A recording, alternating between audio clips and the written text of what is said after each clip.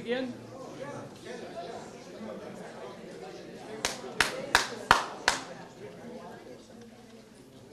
Hello everybody, thanks for coming today. My name is Dean Bolivar. I'm an agricultural agent for UW Extension here in Door County, and I also cover Kewaunee County. I worked with Bill Schuster to put together a distinguished list of panelists today that are here. We have Tim Allen from the Department of Ag Trade and Consumer Protection. Would you please stand up? These are your resources, so I want to point them out. This is Brooke Senna. In the back, we have Bill Ruff, our Door County forester here. You want to raise your hand? Everybody's kind of looking back there. Next to him is Chris Bolzak. He's another forester for the DNR here in Door County. And let's see, did I forget anybody else? Anybody else here representing the state of Wisconsin besides?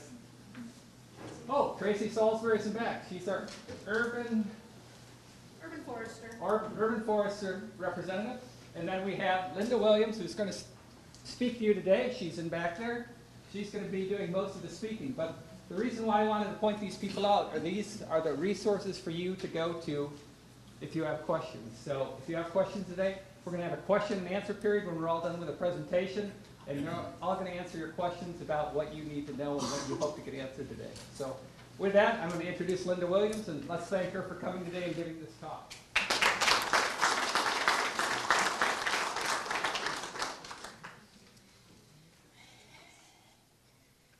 All right. Can you guys hear me okay, or should I use the microphone?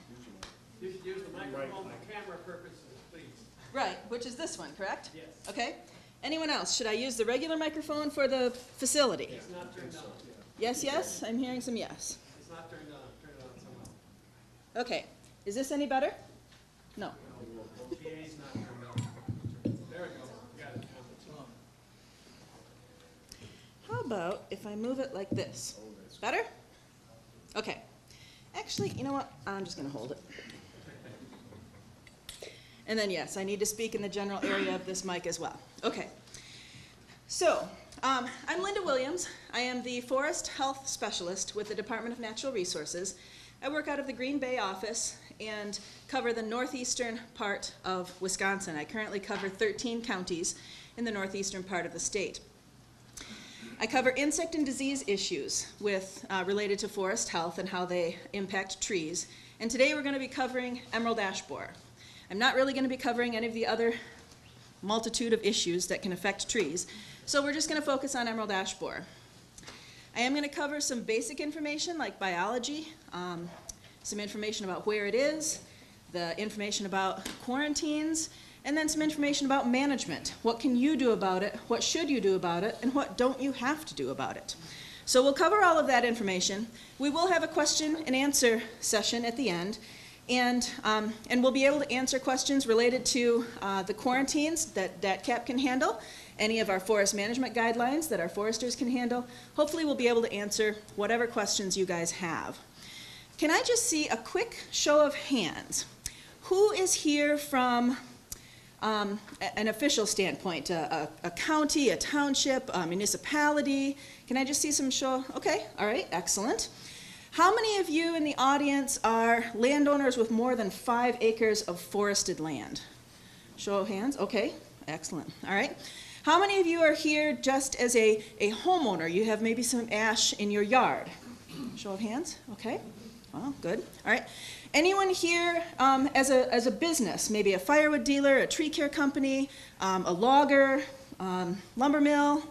Couple? Okay. Okay, excellent. So we have a wide range of folks out in the audience. Hopefully we'll cover all of the information that all of you need, but in case we don't, there's that question and answer session at the end. So let's go ahead and get started.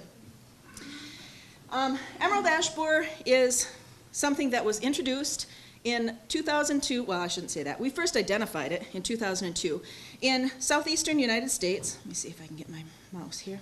Right down here, southeastern Michigan, right down here.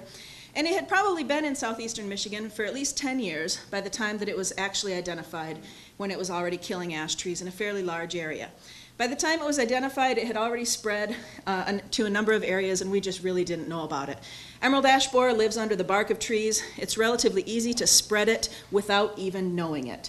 So by the time we identified emerald ash borer in Michigan, it had already been spread to quite a number of areas, and it took us a while to find some of those areas. This map is from June 2nd. This is the latest nationwide map that I could find. And all of the red dots are areas where we know we have emerald ash borer infestations. The lower peninsula of Michigan is, quite frankly, generally infested. It's pretty much all over there. So there's just a random collection of red dots showing that it's generally infested. The rest of the country, all of those red dots are specific locations.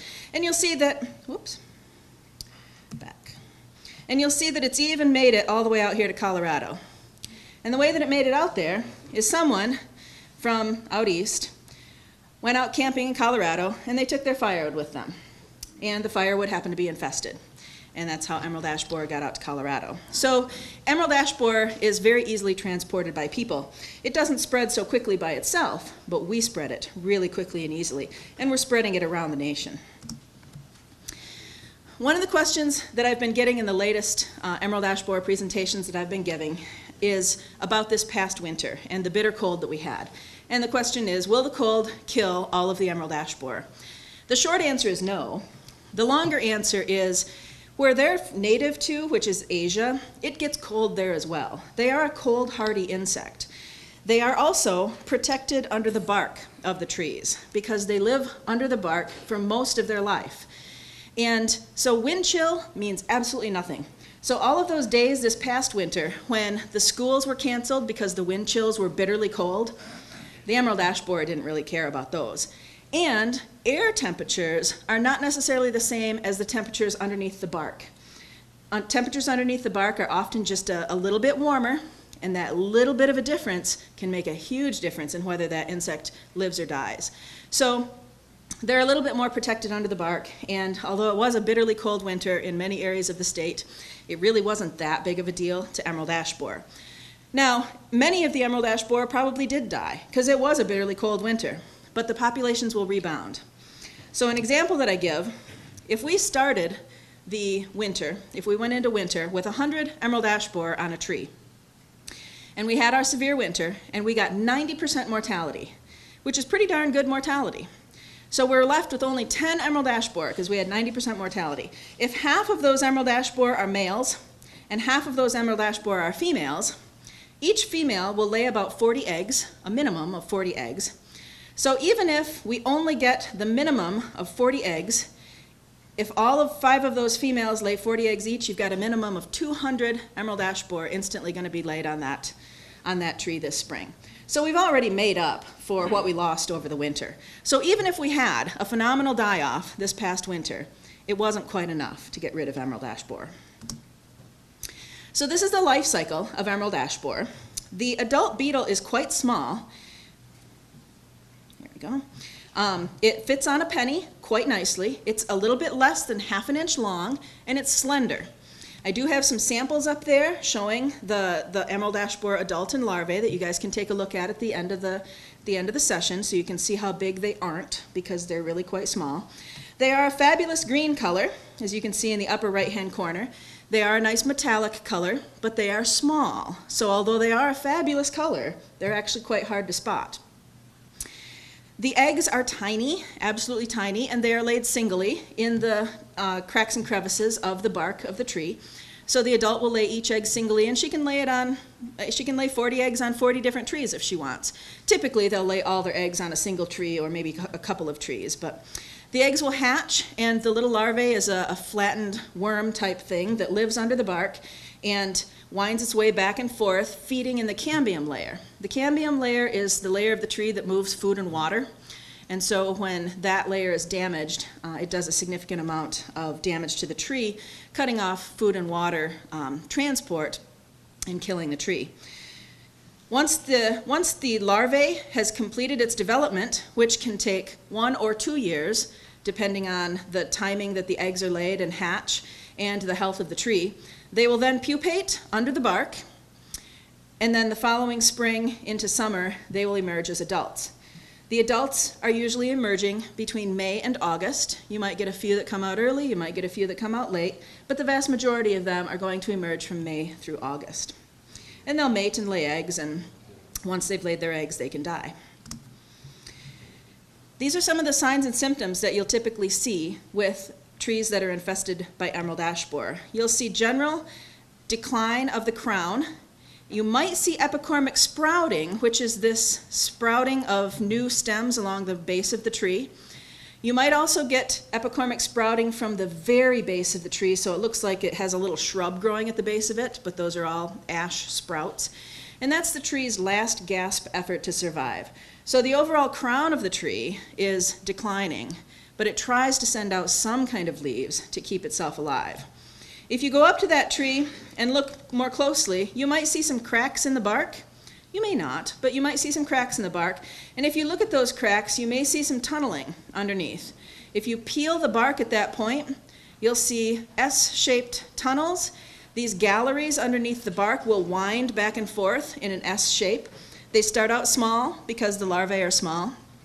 They get larger as the larvae grows.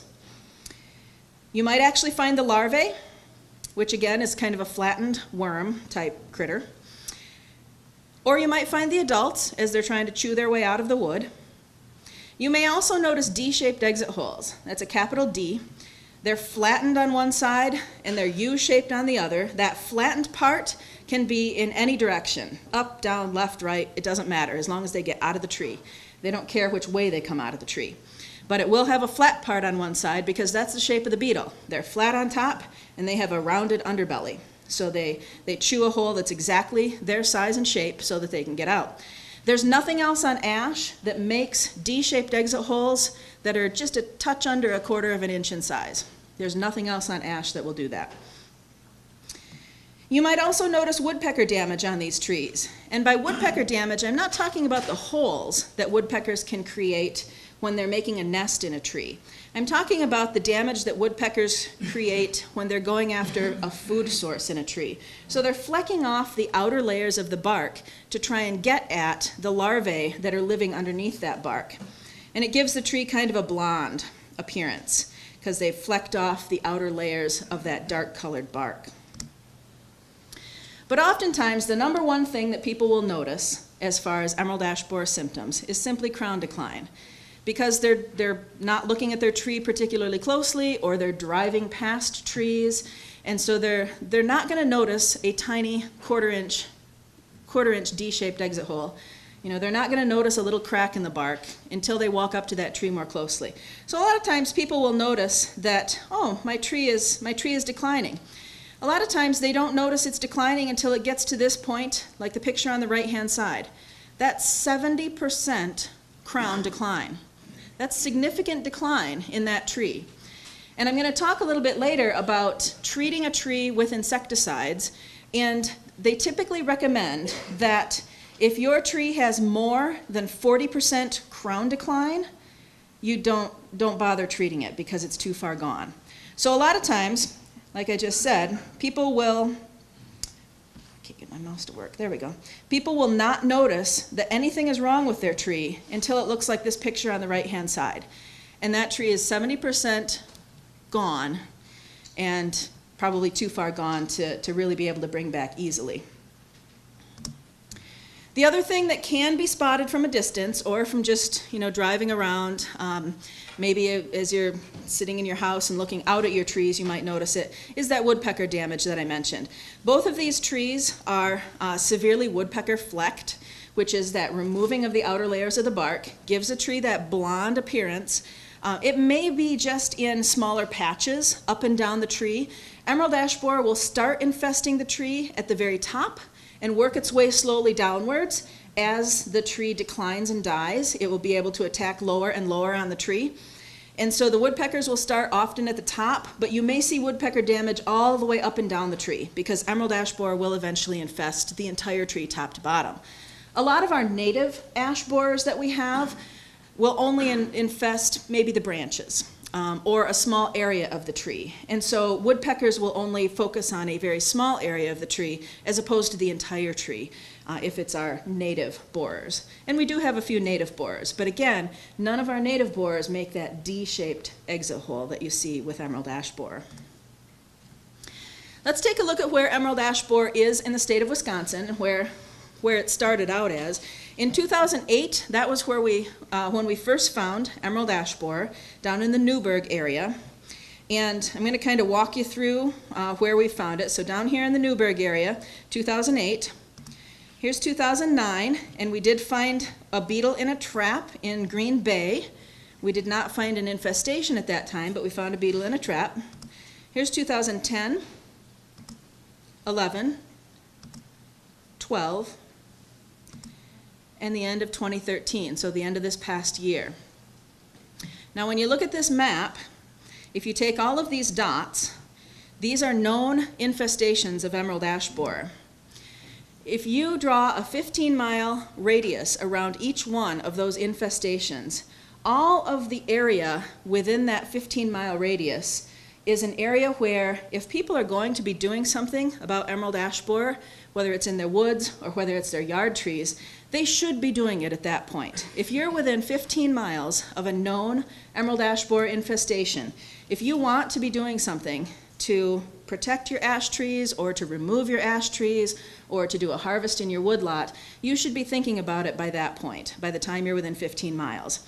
So if you're going to consider insecticide treatments, which I'll talk about a little bit later, this is the point where you should be thinking about it, when you're within 15 miles, or when you're within a quarantined county. And Door County is now quarantined because we have found emerald ash borer here. We have a forest management document. There are some copies back up on the table, and that talks about salvage or pre-salvage in your forested stands if you are within 15 miles of a known emerald ash borer infestation, or if you're in a quarantined county for emerald ash borer. You should be thinking about what you want to do in your woodlot. Because it is expected that within 15 years, emerald ash borer will spread naturally 5 to 15 miles from a known infestation. And so it will move, and that's all by itself. That's without help from people. So again, people tend to move it a lot faster than it moves on its own, but it'll certainly move on its own. So let's take a look at those same maps that I just showed you with a 15-mile radius drawn around them. So these are the areas of the state where people should be doing some kind of management if they're going to do management. And no management is actually required if you have emerald ash borer on your property. But let's take a look at these spots. So this was 2008. Again, the first spot that we found it in was Newburgh, and you'll see that down in this southeastern corner, we've got a little blip here. This is from the infestations down in Chicago.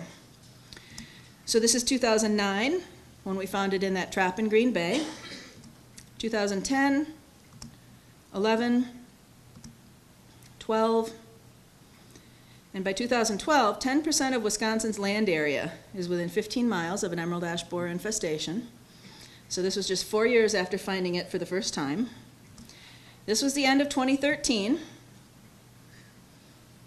and we'd found it up here in the northwest up here. So this was the end of 2013, and here is the quarantine map for the end of 2013 down in the lower right-hand corner. All of the counties shown in red were quarantined by the end of 2013. So if we look at this for what it currently is, the colors are a little faded, I apologize for that. But here's the current map. So we're looking up here at Door County, and you can see that now Door County is shaded in. In the lower right-hand side, where we've got the county quarantine map, Door County is now a red county. The 15-mile radius around the two infestations in Door County, because we have one in Gibraltar Township near Fish Creek, and we have one here in Sturgeon Bay.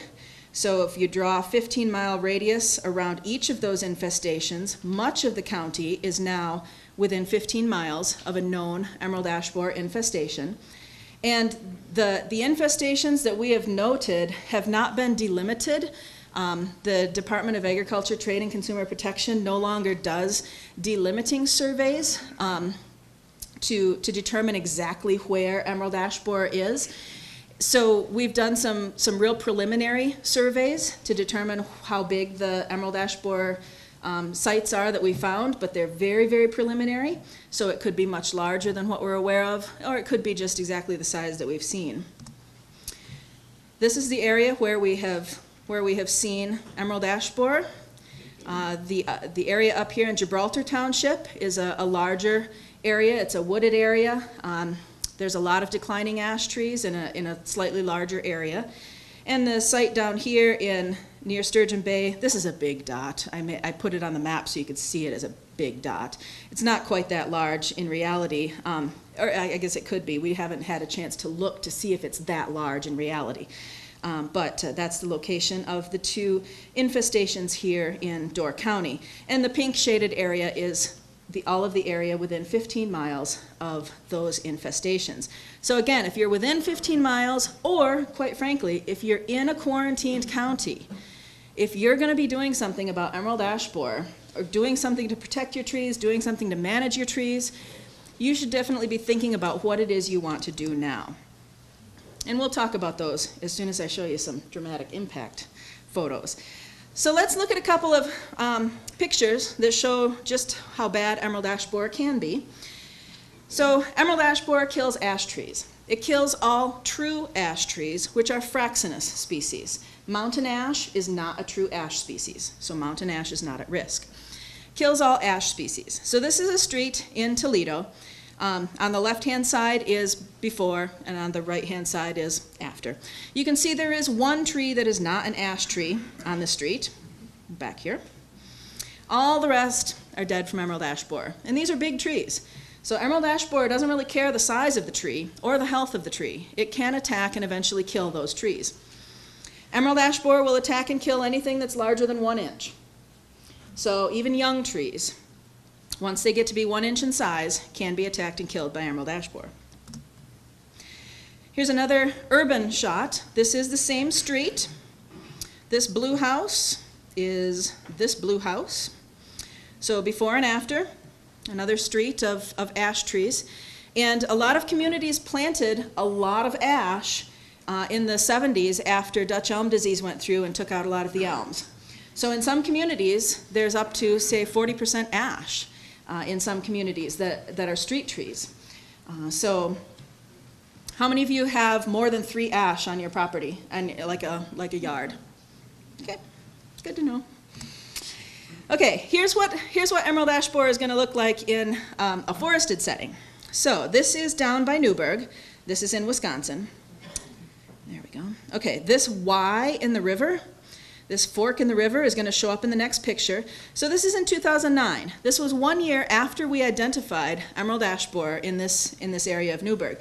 And emerald ash borer had already been in the Newburgh area for at least 5 years by the time we were able to find it. Because it takes some time for emerald ash borer to enter an area, for the population to build up enough to kill a tree to make us notice. So when a tree declines and dies, usually someone notices, and then we go in and take a look and realize, oh, it's emerald ash borer. Okay, so this is 2009. This fork in the river will show up. This is 2013. Here's that fork in the river. All of the skeletons that you see standing here are all ash trees, all dead ash. So this was 4 years later. Emerald ash borer had been present in this site for at least 9 years by this point. So it's really ramped up and has started killing trees. Here's another example. This is also down in the Newburgh area. This is a forest that is primarily ash. This was 2012, so we'd known about emerald ash borer for quite a while. There's a lot of this stand that was already dead in 2012. But if you remember back to 2012, a lot of the state had a pretty major drought during 2012. And emerald ash borer populations had really ramped up in Newburgh by 2012 because it had been there for a number of years by then. So this is the stand 1 year later. There were still ash trees alive here's 2012 again. So there's still some green out here, and apparently there was still some live ash trees because here's 2013. Emerald ash borer is really, really effective at killing ash trees. So what are your options if you want to do something about emerald ash borer, or if you don't? What are your options? Eradication used to be an option. When we first found emerald ash borer in the United States, there was this big kick to try and eradicate it. We thought we could get rid of it. We didn't realize how far it had already spread by the time we identified it. So eradication used to be an option. We don't do eradication anymore. We just simply don't. We know that we are not going to be able to stop it. We're not going to be able to control it that way, and that's basically a waste of money at this point. So we don't do eradication anymore. You do have the option of doing nothing, and your ash trees will die. And that's okay. If that's okay with you, that's okay. You have that option to do nothing. Or you can do something. And if you want to do something, what do you do? And when do you do it? Well, I always start with the question of when do you do it, because that's kind of a critical one. Especially for you folks, where we've now found it already in Sturgeon Bay and up near Fish Creek. So this is a graphic created from some stands of trees, of ash trees in Michigan. And on the bottom here, let me get there we go. On the bottom here is years from the time the emerald ash borer is identified in a stand. And this, on the left-hand side, is percent mortality of ash. So, emerald ash borer is identified here, and maybe a couple of trees died, and so someone looked more closely and they said, oh yeah, there's something going on. So by year about 4, you've got maybe 8% mortality in that stand. So there's a few trees that have died, and people are starting to notice, but it's nothing major. By year 5, here, we're up to almost 20%, and year 6, we're at almost 30% mortality of the ash trees in that stand. 2 years later, by year 8, we're up here at almost 100%. And the reason we get that big jump in just 2 years is because emerald ash borer, when it's first introduced into a stand, the population is low, and it takes a while to build up. But eventually, as that population builds, and each female insect is laying between 40 and 100 eggs, all of a sudden you get a huge population spike at some point. And usually that's between 6 and 8 years. And then you get a lot of tree mortality. So it jumps from 30% to about 100% in just a couple of years. And a lot of times, when people first hear about emerald ash borer, like right now, you're all worried about it, you're coming to meetings, you're looking up information on the internet, you're doing something, you're thinking about it, you're thinking about what you want to do with your property, and then nothing really happens for a while. Trees don't die right away. It maybe takes a few more years to start seeing some significant mortality in your forested stand. And you think, well, DNR didn't know what they were talking about. Man, they thought this was going to be bad. This isn't so bad. And then you get out here to years 6, 7, and 8, and you jump up here to this almost 100% mortality. And I don't want this to take you guys unaware, because this happens every time. Here's another example out of Michigan, another stand. Emerald ash borer was introduced, identified here when a tree or two died and someone actually took notice. After another few years, a few more trees died. So we're sitting here at 30% in 2004. 2 years later, we jumped up to 80% mortality in just that 2 years. But it takes some time to get there. So I don't want people to forget that the trees are going to die unless you treat them with an insecticide. So let's talk about some of the management options. We'll talk about some of the preventing accidental introductions and slowing buildup options, like quarantines, the NR40 invasive species rule, and preemptive removals and pre-salvage. We'll talk about some insecticide treatment options. We'll talk about forest management and silviculture, and then we'll talk about natural and biological controls, and then we'll open it up to questions. So, let's talk about quarantines and the NR40 invasive species rule first. The quarantines are a state-level quarantine that are put in place at the county level, so the entire county of Door County is quarantined for emerald ash borer. And what is affected by that quarantine is all ash products with bark, all hardwood firewood, not just ash firewood, and those materials and nursery stock, any ash product that has bark on it. Those materials cannot move from a red county, a quarantined county, into a white county without a compliance agreement or certification.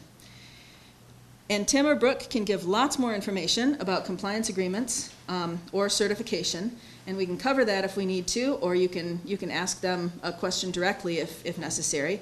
But there are options to move some products out if they are treated properly, and if you have a compliance agreement or certification. So the quarantine is at a county level. It should not move out of Door County. The NR40 invasive species rule is something that the DNR administers, and it's a within county quarantine, so to speak, and it talks about following reasonable precautions to minimize the movement of emerald ash borer within the county level quarantine. Because there probably are areas in this county that don't have emerald ash borer. There may very well be more areas that do have it that we have not found yet. We've only found those 2 areas so far. But there's probably areas in the county that don't have emerald ash borer. And we don't want folks moving infested firewood from, say, the northern part down to the southern edge of the county, which you could legally do because it's within the county quarantine. So the NR40 invasive species rule tries to help minimize that long distance movement within the county. So an example is to keep ash firewood within 25 miles of where the tree was felled or within the quarantine, season the wood for 2 years near where the tree was cut. So trying to keep things local, not move it around and spread it around. Now, you guys have probably heard, perhaps, about all of the proposed changes to the NR40 invasive species rule that are coming up, that are proposed for the next round of NR40. And with emerald ash borer, the proposal is to change it from prohibited, which is currently listed as, to a restricted species. And I heard in papers a lot that we were downlisting it, which I suppose, going from prohibited to restricted is a bit of a downlisting. But all that really means is that we're not going to make you control it if you have it on your property. Because if it's a prohibited species and you have it on your property, NR40 says you must do something about it. We recognize that the emerald ash borer is going to come whether you do anything about it or not, and oftentimes it's through no fault of your own. And so if we change that to a restricted classification on emerald ash borer, you can have emerald ash borer on your property, and you don't have to do something about the trees or the emerald ash borer on your property. It's still impacted by the NR40 invasive species rule. You're still not supposed to move it. You're still not supposed to transport it. You're still not supposed to sell it. I haven't found anyone wanting to sell emerald ash borer yet, but that is one of the proposals, is to downlist it from prohibited to restricted, but it will still be in NR40, and it will still be impacted by NR40. Let's talk about preemptive removals and pre-salvage harvests. What does that mean? Preemptive removals or pre-salvage harvests means you're removing those trees before you know they're infested.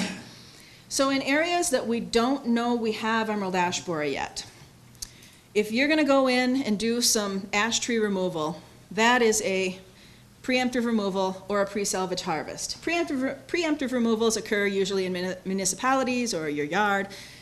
Pre-salvage harvest would be something done in a forested setting. In many cases, municipalities will do preemptive removals of ash that are not infested and just simply remove ash that have any defect, or they'll remove a small ash that maybe was planted just before we knew emerald ash borer was on its way, because removing a small ash will have less visual impact if they remove a small ash and plant another small tree back in its place. Or if they get homeowner requests of, this ash looks bad in my yard, or it's leaning, or they think it's a hazard. If they get homeowner requests, they may remove the ash trees for that. Or they may do orderly removal throughout the city, even though they know that they don't have emerald ash borer yet. So these are some examples of preemptive removal. What this does is it spreads out the cost of all those tree removals for the cities or the townships or whoever's having to do that tree removal. It spreads out the cost over a number of years, because tree removal and then planting back into those sites is really pricey for a lot of municipalities. So preemptive removals is something that some municipalities have done.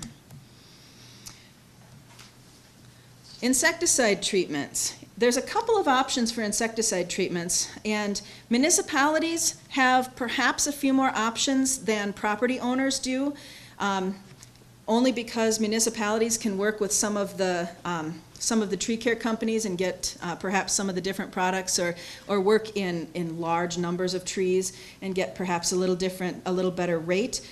But if you work with a tree care company, you'll get access to all of the different chemicals that are available for treating emerald ash borer. And there are quite a few chemicals out there now for treating emerald ash borer. Some of them you can do yourself. Many of them you will need a tree care company, a certified arborist, that can do tree injections to be able to treat those. There is a document out there called Insecticide Options for Protecting Ash Trees for Emerald Ash Borer. This is available online. Additionally, you guys probably picked up at the front UW Extension document about some of the insecticide options. So there are a variety of insecticide options. The insecticides do work. Your tree has to be healthy enough to take up those insecticides. So if your tree has a lot of decline in it for whatever reason, maybe 2 years ago you put in a sprinkler system and lopped off half the roots and the tree declined and half the crown died. That tree's not quite as healthy as maybe it could be. And it may not be able to take up the chemical and to be able to protect itself. But if you have a healthy tree that can take up that chemical, the chemicals do protect from emerald ash borer. They will protect your tree. The key is, though, you're going to have to treat the tree for as long as you want to keep the tree alive. Some of the chemicals need to be reapplied every single year. Some of the chemicals, which can be injected by tree care companies, by certified arborists, some of those can be applied every other year, or in some cases, every 3 years. The costs for some of those are higher, but they're spread out over more years, so you have to weigh the benefits of that when you're deciding which chemical you want to utilize. Now, one thing to think about, then when you guys go home and look at the trees in your yard or wherever the trees are that you're thinking maybe you want to save, it can get expensive to treat those trees every year or every other year or every 3 years. So you'll want to decide which trees mean the most to you, which ash trees, and again, you only need to treat ash, which ash trees mean the most to you that you want to sink some money into for protection. And again, if you're within 15 miles of a known emerald ash borer infestation, you should be thinking about what you're going to do with your trees. If you're within the city limits of Sturgeon Bay, where we know we have emerald ash borer right here, you should be thinking about treating this year or next year if you're gonna save a tree. So when you go home, at least look your trees over and decide which ones you might want to protect. And again, you don't have to protect any of them. They can all die. That's perfectly fine. There's absolutely nothing that's required. But if you have a valuable tree that you want to protect, you might consider that. Forest management and silviculture. For those of you that have forested property, there are some options, salvage or pre-salvage, or doing forest management to promote other species, because we are going to lose the ash. Emerald ash borer is going to kill all the ash.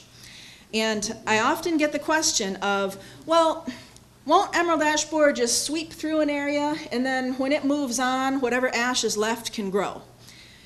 Emerald ash borer is here to stay. And it will be here to stay as long as there is an ash tree alive. And so for decades, emerald ash borer will be present. Because there are, if you walk into any forested setting, there are a lot of ash in the understory that are growing up. Eventually, they will all get large enough that they can be attacked by emerald ash borer. Additionally, there will always be someone somewhere that sells their home that doesn't tell the next homeowner, I've been treating this ash tree for the last 10 years. The new homeowner is not going to treat that ash tree, and emerald ash borer is going to come in and attack it. So emerald ash borer is kind of here to stay. It is going to wipe out the ash.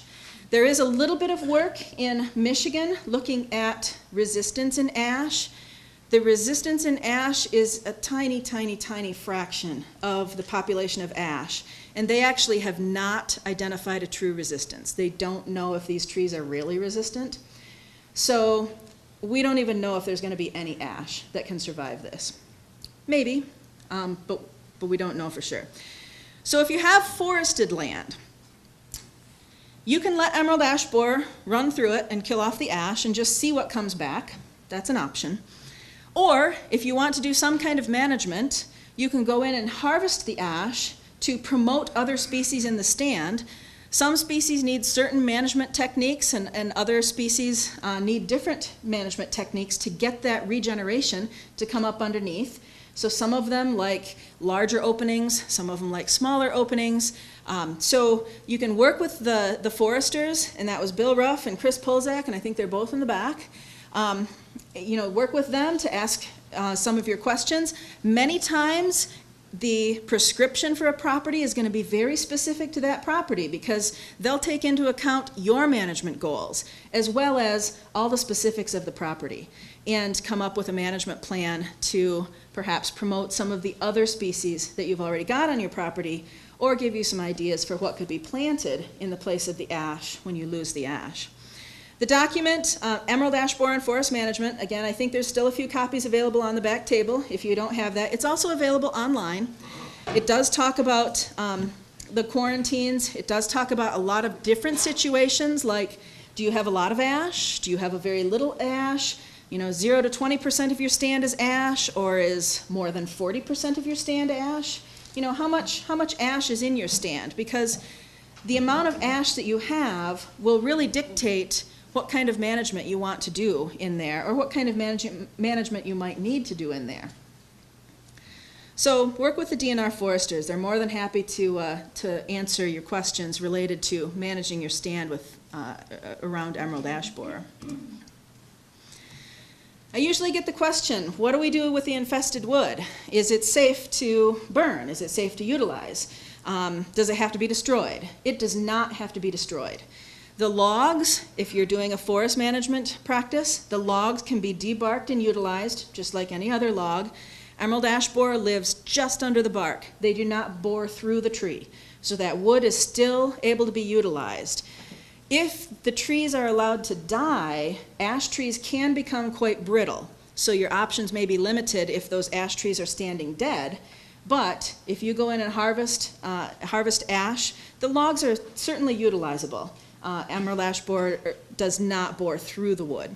And then firewood can be burned safely. If you have ash on your property that you want to split for firewood and burn in your fireplace, that's perfectly acceptable. Even if it's infested firewood that you've gotten off your property and you're going to burn in your fireplace, you're just going to burn up the bugs when you throw them in the wood stove. That's perfectly okay.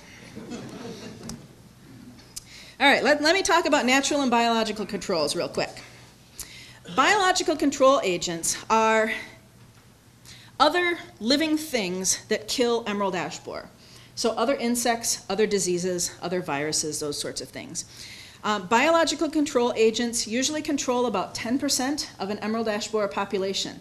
They will not wipe out emerald ash borer. We do have releases of some biocontrol agents that we've been doing. They're tiny, tiny parasitic wasps, and they are in the wasp family, but they are not capable of stinging, and in many cases they're about the size of a sesame seed. They're very, very tiny.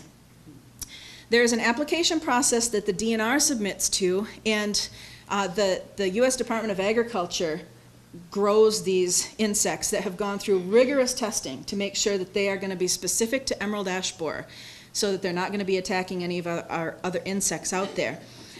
One of the key things, though, you have to have an active emerald ash borer population in order for us to introduce any of these biological control agents, because these little biological control agents are so specific to emerald ash borer that if you don't have emerald ash borer, they can't survive. So you have to have emerald ash borer already, and then we can come up with a good solution for where would be the best spot to release some of these if someone is interested or if a community is interested. We are a little uncertain how they're going to have survived this past winter. We've got a couple of researchers doing some collections to see how they survived. That's a bit of an unknown. But here's a couple of the little guys that we're introducing. The one on the left, the one on the finger, that's Tetrasticus. And they are capable of flight, but they will lay an egg on an emerald ash borer larvae. The little wasp egg hatches, bores into the larvae, eats the larvae from the inside out. It's really pretty cool.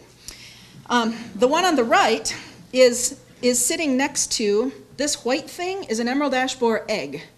That's about a millimeter or 2 millimeters in size. So this little guy is a sesame seed size at best. And this little guy is laying an egg on the emerald ash borer egg, and the little egg will hatch and bore into the emerald ash borer egg and eat the egg from the inside out. It's not half as cool because the egg's not quite alive yet. But, and then there's one other species. This little guy is called Oobius. There's one other species, Spathias agrilae, which is not doing well in our northern climates. So we actually, the U.S. Department of Agriculture did find another species of Spathias that has gone through all the testing now and should be able to be released in the northern areas. So perhaps this year or the following year we'll be able to do some releases of that. We are working on some releases for this current year. So we're going to continue these. But again, we don't know how they survived this past winter. We're hoping they did well. We do have some native insects that are utilizing emerald ash borer. So on the left-hand side, we have larval parasitoids. So these guys lay their eggs on emerald ash borer larvae. And on the right-hand side, we have egg parasitoids, and these are native insects, with the possible exception of this Eulophidae here, this Pediobius. We don't know if that one's native or it's here. So, but even with all of these guys working on emerald ash borer populations, this will not eliminate emerald ash borer. It'll knock it back, it'll help, but it's not going to eliminate emerald ash borer. Emerald ash borer is here to stay. With that, any questions? Yes.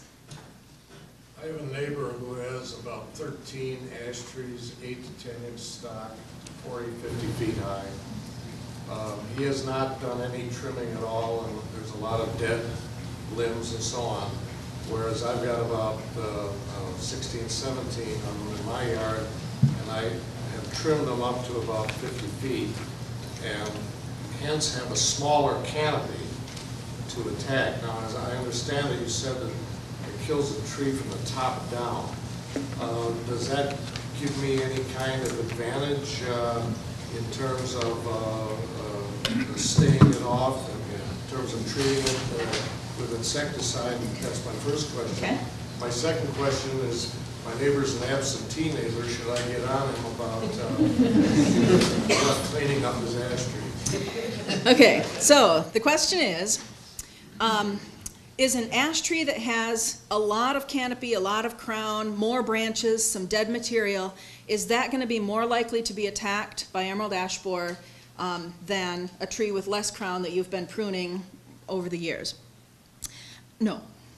The emerald ash borer is simply attracted to ash. If it's alive, that's all it needs. And the attractiveness is simply the smell of ash. So it's not the size of the tree, other than it has to be bigger than 1 inch in size, in diameter. So it's not the size of the tree, it's not the species, because it'll attack green, white, or black, and all of the cultivars. So if you've got an ash in your yard that's a special cultivar, it's a cultivar of something. It's a cultivar of green ash, it's a cultivar of white ash, whatever the case may be. And it could be our native species. But emerald ash borer is simply attracted to ash. So the dead branches and pruning up so that there's less of a crown isn't really going to impact whether they're attracted more to your trees or his trees. It just makes your trees look better, look nicer now. And then the other question was, should you get on him about cleaning up some of that dead wood? It's probably not going to make a difference for emerald ash borer. The only thing that it could be helpful on is if he wants to decide which of those trees he's going to protect. If he's going to protect any of them, then some deadwood pruning or some kind of pruning to make them more healthy could be valuable on the ones he's going to protect. So, good question. Yes? You talked about the brittle standing wood. Let's say that you have a tree that still has 10 to 20% leaves on the canopy, on the crown. Is that still marketable wood? If you harvest that tree, it hasn't totally died? Bill or Chris, maybe you could answer this question better than me. The question is, if the tree is declining significantly, it's got maybe 10 or 20% crown left. When with emerald ash borer, the entire tree will decline, the entire crown will decline at once. It will not die branch by branch usually. It will decline as an entire tree. So there will be little tufts of leaves up there. So let's say there's 20%, maybe 10% of the crown left. The tree is still alive. Any thoughts? Is it just as alive as a tree with a full crown? I would think from a marketability standpoint, as far as if you want to saw it into lumber or something along that lines, you'd still be just fine. It still has some live tissue in it. I'd add to that, if it's emerald ash borer that's the cause, there may be some other cause, and you have internal borers into the wood that's not even related to emerald ash borer. Sometimes you don't know that until you run it through a saw or debark it. And there's some that'll bore a pencil-sized hole right through the log that are not related to emerald ash. Thank you. Good point. And let me just reiterate in case folks didn't hear. Chris said that as long as the tree is still alive, it's still marketable. And then Bill pointed out that we do have some native borers in ash, and some of them will bore deeper into the wood. For instance, our red-headed ash borer, which is a longhorn beetle, will bore deeper into the wood, and then that does cause some structural issues, and it creates larger holes in the wood. So yeah, good points. Over here, yeah. Linda, I want to thank you for your monthly electronic newsletter on all the forest issues. It's very informative. And I'm wondering if you could elucidate a little bit more the methods that are being used to treat trees. Are we talking about a boom truck and spraying herbicide all over the neighborhood? Are we talking about injections into the ground, or granules that get taken up, or injections into the tree? Or what are the methods that they're utilizing to save or keep trees healthy? Excellent question. So what are the methods of applying the chemicals that can treat the trees? Probably some of you remember when Dutch elm disease was going through and they used those giant misters to just fog entire trees. That's not what we're talking about with emerald ash borer. With emerald ash borer, we are talking about professional arborists that can inject chemicals directly into the base of the tree, and they do it in a special way to minimize the damage to the tree, but maximize the uptake of those chemicals to protect the tree. So there are direct tree injections. There are also soil injections with a special thing that looks like a giant hypodermic needle that they do soil injections. There are also what are called root drenches, which is a little bit more common for homeowner products. And that is, you mix it up in a bucket, swirl it up, and then you pour it around the very base of the tree. The tree takes up that chemical and then moves it throughout the remainder of the tree, protecting the rest of the tree. So those are the main ways of protecting a tree against emerald ash borer. There are some products that can be sprayed on the bark that can soak into the bark. Those also have to be applied by a certified arborist. But for homeowners, the root drench can be workable. In this particular area of the state, with your thin topsoils and your fractured bedrock, you might run into some issues with those root drenches. So direct injections to the trees might work better for the trees. The chemicals that you mix up in a root drench and pour around the base of the tree have to stay there long enough that the tree can take up the chemical, which may not be very long, but if it runs right down a crack in the bedrock, well, that doesn't do you much good, doesn't do the tree much good. So depending on your situation, an injection with the chemicals by a certified arborist may be the better bet in some locations up here. Yeah. Just follow up on that. Can an individual landowner get, first, are the chemicals restricted that a landowner can't use them? And then if so, can an individual landowner get certified so they can just do this themselves? So first, can I go out and buy it, or is it restricted? Okay. Is it a recommendation or a restriction? So the question is on the chemicals. Are these restricted use chemicals? Or why can't the average homeowner, landowner, just go buy some of these? Some of them you can just go to Walmart and buy, or Stein's or Lowe's or Home Depot or whatever place up here carries your chemicals, and purchase some of the options to mix up in a bucket and pour around the base of the tree. There are certainly homeowner options. Usually that's an imidacloprid product, and those can be used by anyone that can go in and buy pesticides. Some of the other pesticides that are recommended for use need to be applied by a certified arborist because of the system that is used. You need to drill into the tree. You need to have a special setup to inject this chemical into the tree. And if you were to get your pesticide certification and purchase the system to be able to inject the trees, you would be able to do that yourself. But it's time consuming to get the certification and learn how to do the process, and the equipment can be quite pricey.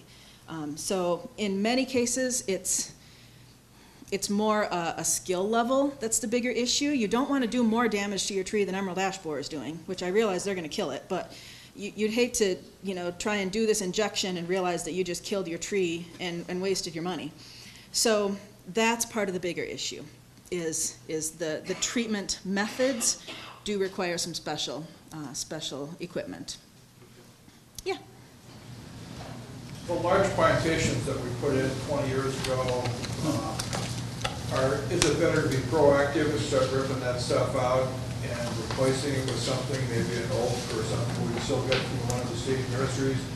And then in terms of timber harvest, basically the price of ash is depressed to the point where saw log is not worth a lot at this point, so you're pretty much limited to firewood on what you're going to cut. And we don't have sawmills in this county. We can't go out to another county out of the zone with the bark on, so our options are fairly limited there for harvest.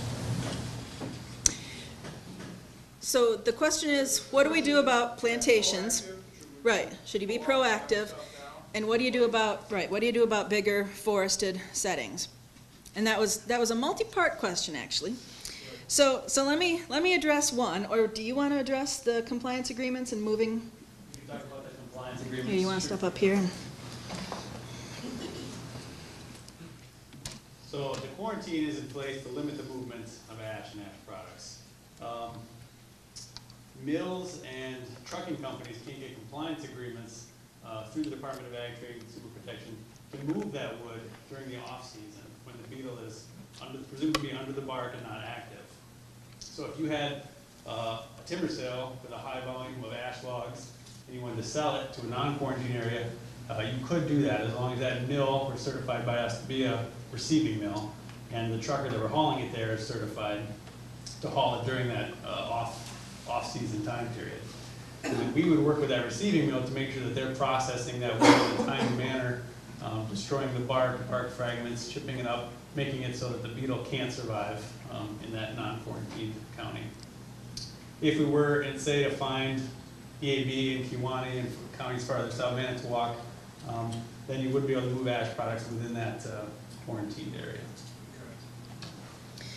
Okay, Bill or Chris, you want to come down here and answer the forest management part of it? Thank you. I think from a forest management standpoint, you talk about a plantation in particular, something that's 20 years old that has a high percentage of ash in it.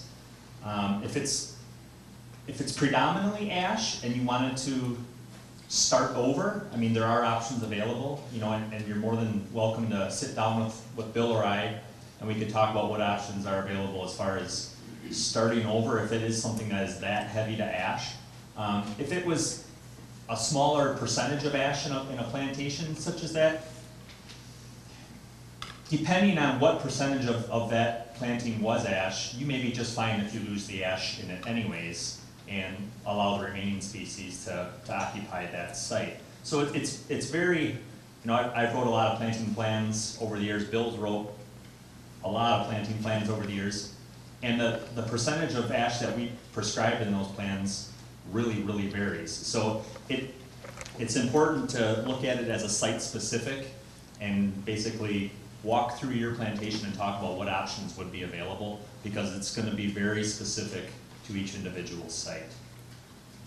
Chris, would you stand in front of the other mic, please, while you're talking? Thank you. And again, you don't have to do anything if you don't want to, but understand that they will be dead. So.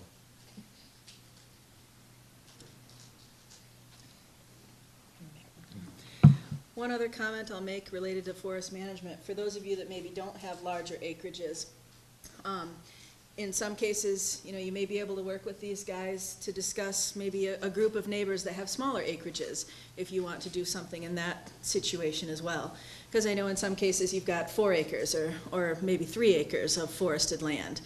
You're still gonna have ash dying in those areas.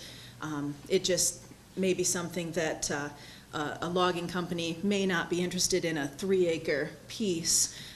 So you could work with these guys to discuss some options for that as well.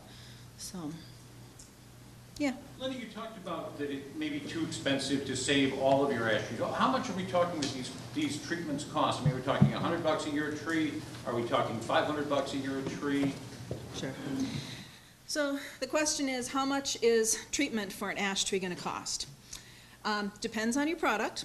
So if you're looking at purchasing the product that a homeowner can buy at wherever you're going to buy your chemicals, that is going to run you, for an average 8-inch tree, it's probably going to run you $60 or $70 a year. Because you're going to need to measure the diameter of the tree, or maybe it's the circumference, I don't remember the label right off, and then you'll need to buy the appropriate amount of chemical to put on that size of a tree. So the bigger the tree, the more bottles of chemical you'll have to purchase and put on that tree. If you're going to go with a certified arborist, a tree injection, those are usually a certain dollar value per inch diameter of the tree. In some of the chemicals, like the ones that only need to be applied every other or every 3 years, the prices of course go up. And I guess I don't know exactly what those prices would be, but it could be, Tracy, do you know anything right off? Yeah? I could give you an example. Sure. My brother lives in Dane County. He just had 2 trees done there, about 10-year-old ash. And he paid $160 for 2 trees, and that's on a 2-year schedule. Okay, so those were 10-year-old ash and $160 on a, about 10-inch count. okay, on a 2-year schedule. Okay.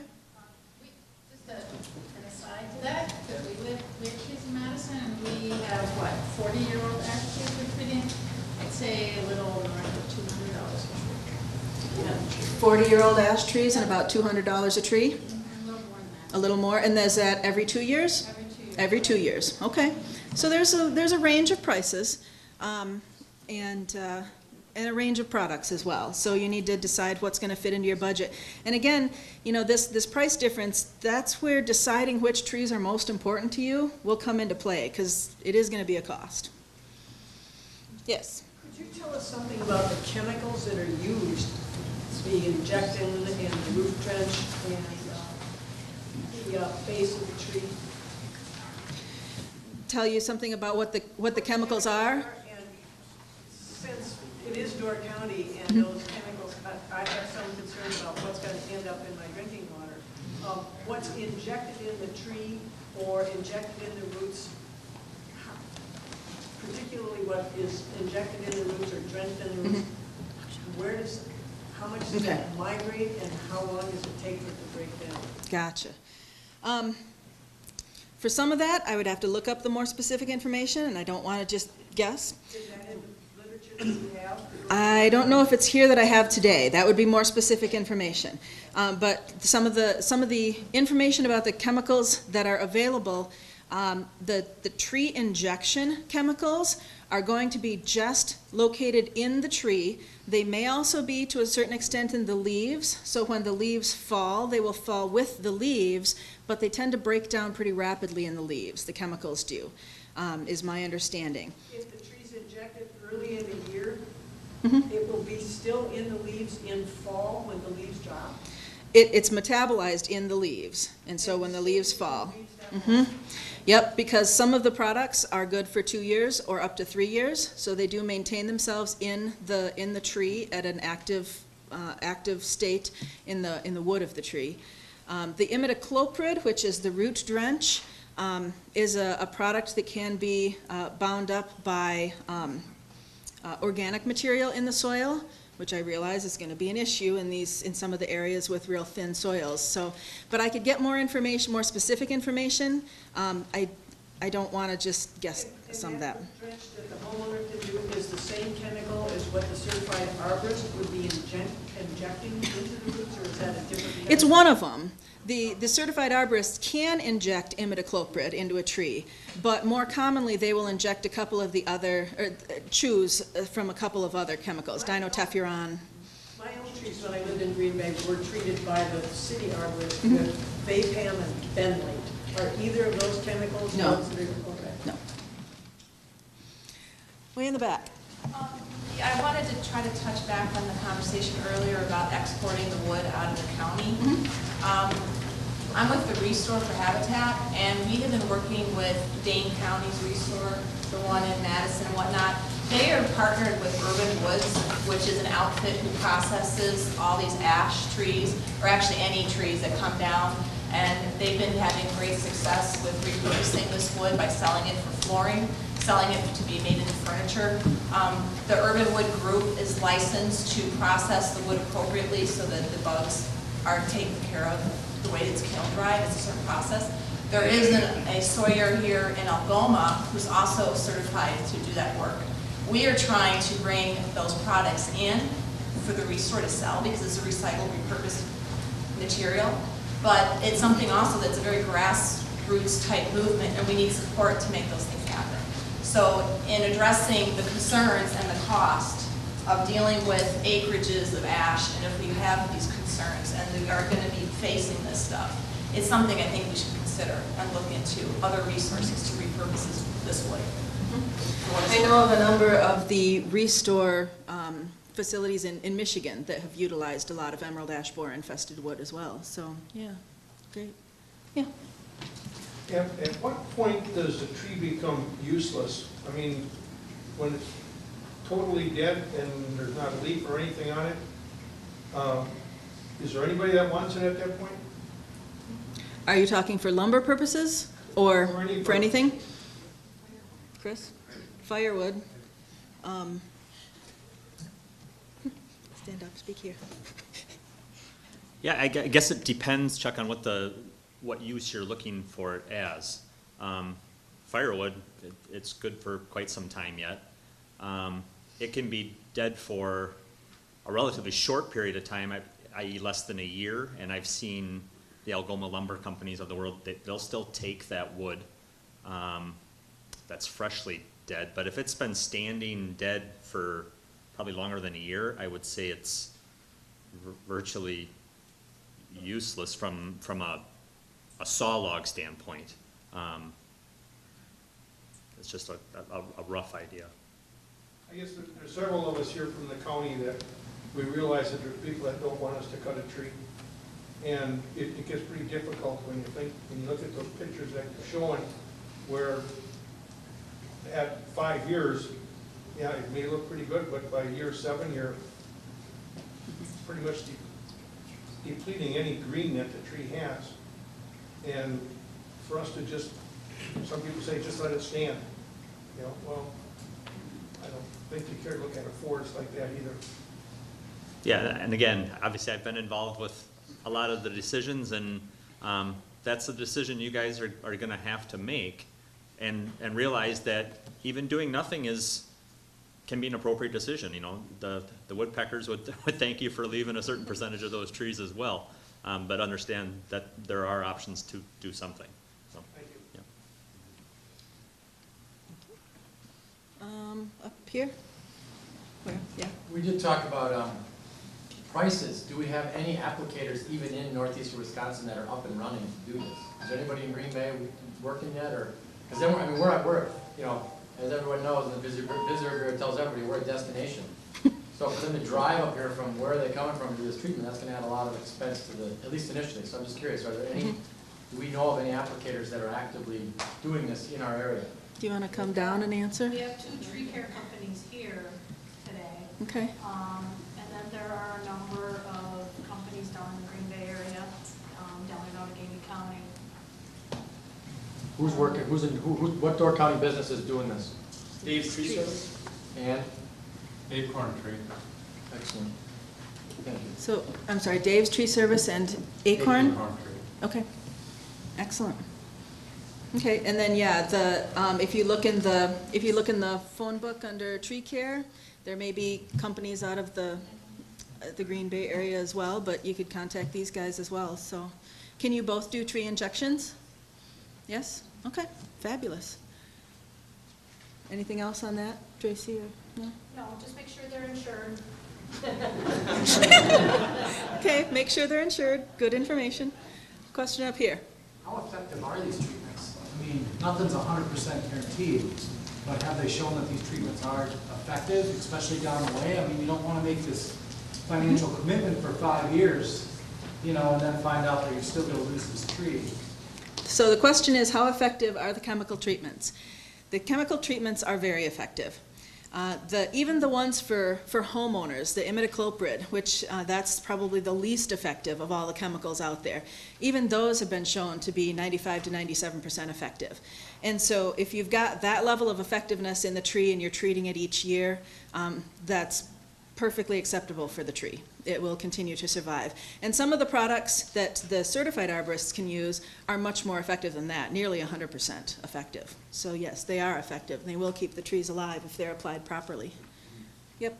Yes, is the DNR planning for the state of Wisconsin on doing anything more than they already have to prevent additional introduction of the EAB into Door County? The reason I ask is I drove up from Florida last week. I stopped at the rest stop in Denmark. It's the only rest stop on I-43 between Milwaukee and Door County. And I looked to see if there were any bulletins about the emerald ash borer, and indeed there was. However, that bulletin was from 2006 and stated that the emerald ash borer had not yet been found in Wisconsin. Perhaps it's the people on the highway that get these that don't post them, or perhaps somebody's not watching. But this is the only opportunity, perhaps, that a family with a camper and firewood may have to say, oh, this is, maybe we shouldn't bring our firewood into Door County. Do you have a comment on that? The other thing is about, and just as it's anecdotal, when I was in college, I worked pickup labor for Mayflower. And you could always tell people who moved that had their moving paid for by their employer, because those were the people who moved their firewood. And when you said it was campers in Colorado, it made me think, is anybody talking to the moving companies and other people who may be bringing this into Door County from other states, other areas of Wisconsin? So the question is about outreach and how we're handling outreach and awareness. And emerald ash borer, because it basically hides under the bark and hitchhikes very easily, emerald ash borer has been a very, very difficult insect to get the word out about and to make people aware of and to have an impact. And there are so many avenues that it can move. I mean, you mentioned just a few of them. And it has been a struggle to reach all of those avenues in a timely manner. We have been trying to get the word out. We have been trying to reach as many new places as we can whenever we think of, oh gosh, this is a problem area, you know, or we realize that someone is moving ash and we didn't think about it before. Some of the moving companies, we have done some outreach to them. We have done outreach to firewood dealers. We have done outreach to mom and pop firewood dealers. We've done outreach to the campers and the hunters and the companies that provide moving supplies. And you know, there's only so much outreach that we can do to them that they will pass to their customers, but we've been trying. And I know that, you know, the document that you saw that was from 2006, I would guess we've sent something more recent to them than that. I guess I can't guarantee, but my goodness. So we have been doing a lot of outreach to a lot of different groups. It's just that it's such a sneaky insect, and a lot of people just aren't aware of how easy it is to move emerald ash borer. Even when we tell them, sometimes it just doesn't have the impact of seeing it move as easily. So, yeah, up here. one more question on timber harvest for Okay. Bill or Chris. Mm-hmm. In good timber practices, when we do a harvest, we leave a certain number of trees per acre to stand plus buffer zones. If we do any more cutting, is there going to be any dispensation to those rules, assuming we replant with something else? It doesn't seem to make sense to let that timber stand if it's going to die. Having been to northern Indiana and southern Michigan and seen sticks in the air with nothing on them, I prefer not to have my properties like that.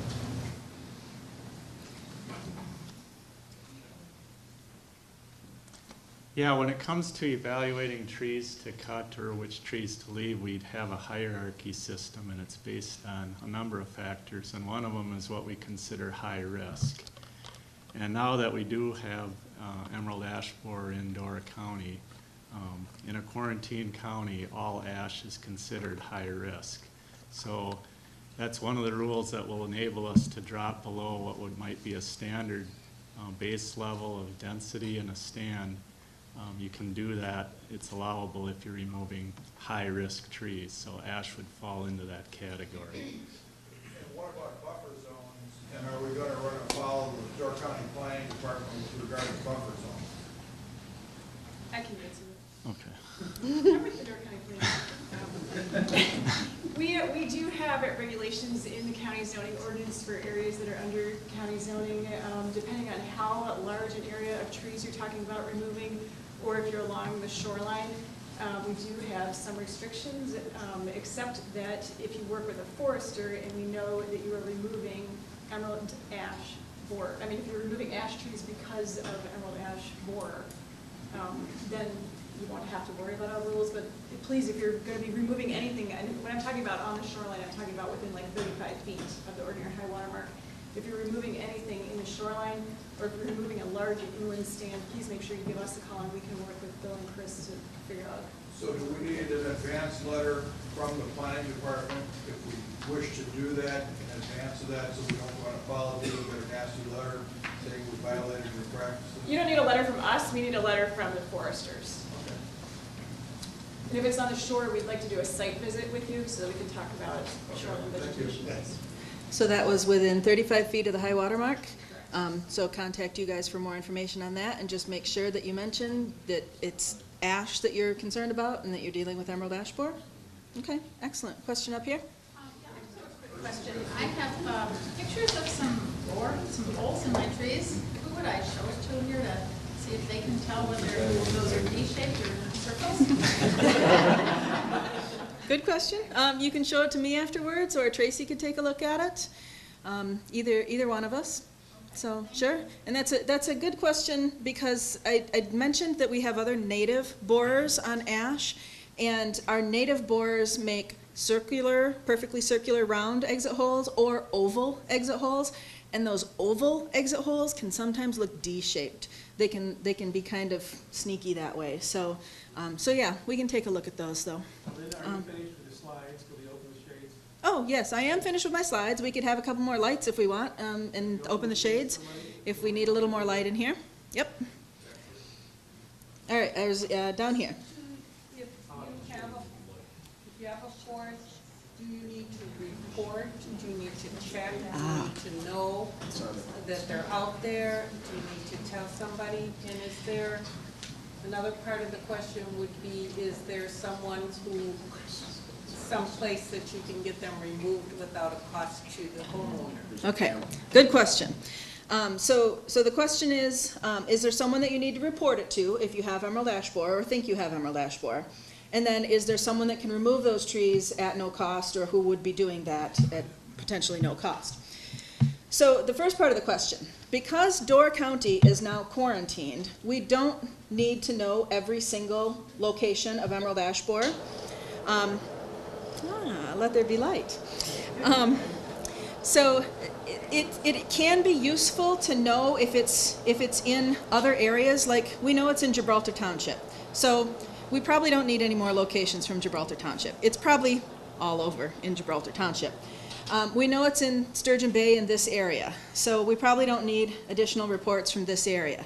But if there's a township in the very southern end of the county that it's found in, it could be useful to know the first find down there so that we can let people know that it's down there.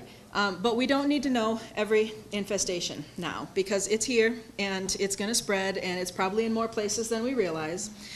The other question is anyone removing the trees for free? There is no program to remove trees that are infested that I'm aware of. You might find a neighbor that needs some firewood. Depends where that tree is. Now you have to be careful. You don't want to be cutting trees next to lines or dropping them on your house. So in that case, you may need to contact an arborist to come in and remove those trees. But there's no programs that I'm aware of where they're just removing the trees. So, over here. Has there been any information regarding the treatments that are available as far as collateral damage to, say, the birds that might be, woodpeckers or something that might be eating ash borers before they succumb to the chemicals? Okay, so the question is, are there any studies about how the chemicals are impacting other things besides emerald ash borer? So when you inject these trees or you treat these trees and the trees take up the chemicals and they kill emerald ash borer, the woodpeckers, the emerald ash borer, when they are killed, they pretty quickly become inactive and the woodpeckers don't hone in on them. So they're not eating the dying larvae. Additionally, they have found that the parasitic wasps, the little biological control guys, can figure out that that one's dying, and they don't infest those. They can also figure out if another parasitic wasp has already parasitized that larvae. And they're like, well, I'm not going to tread on their territory, so they'll go find another one. So the impact is minimal for once the trees are treated and that chemical is inside the tree and killing the emerald ash borer, the impacts on other insects or other critters is very minimal. If other insects feed on the tree, like there's ash plant bug, which causes defoliation, well, it'll take care of those too, which is a bonus. There aren't a lot of good insects that feed on ash. Ash is not a highly desired tree by a lot of good insects.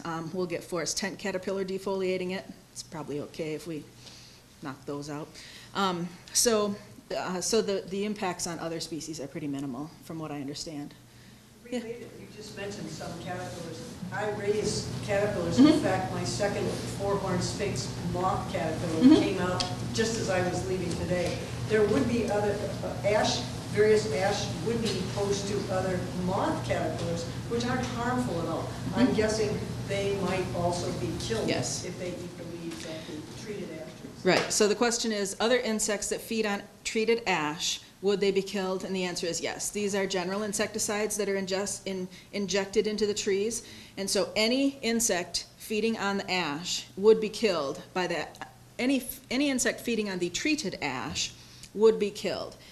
And there is some concern that there are some species of insects and some species of fungi that are ash specific.